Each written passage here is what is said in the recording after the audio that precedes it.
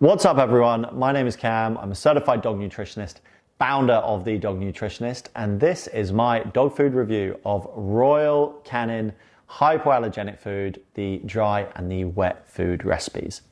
In this video, I'm not just going to talk about the food, I'm going to talk about the reason why your dog has been prescribed this food, and that is allergies. Reactions to perfectly normal, non-infectious things. It could be to foods like chicken or beef. It could be to cleaning products, dust mites, grasses, pollens. It can be to anything. But there are certain things which increase a dog's sensitivity to immune reactions, which I'm going to talk about. And before I do that, I want to talk about why your dog reacts to these things and some other dogs don't. Each individual dog has a unique immune system and it is centered in their gut microbiome. Immune systems are trained at a prenatal and early postnatal stage. So whilst they're in their mother's wombs and then when they're out of their mother's wombs, the first 4 months, that is when their immune system is trained and develops. If a dog is not exposed to enough variety of foods within that time, then they can become allergic or intolerant to those foods in the future. If a dog is kept in a sterile early environment, like a room where the floors are bleached when they pee, they're not going outside enough, then they don't get exposure to pollen, dust, or molds, and that makes them undertrained and more sensitive to these things in the future.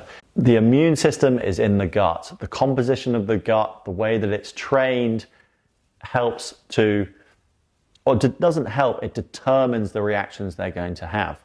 So other factors that affect allergies are stress. Stress plays a major role in impeding digestive function and causes dysbiosis in the gut. We are trying to create the healthiest environment possible in the gut to deal with allergies, and stress works against that. Over-vaccination, one of the biggest issues with modern pet care.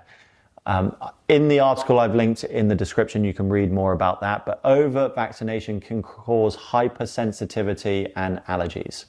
Also, antibiotic use.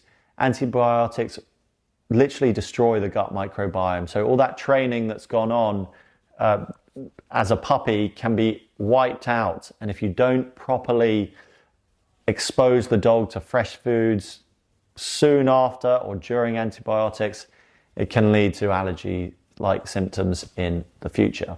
Incorrect diet. This is the main, most important part of what I'm talking about here today.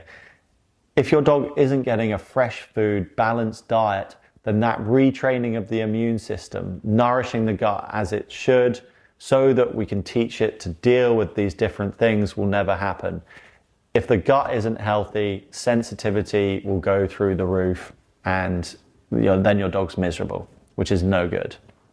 So those are the factors that affect allergies.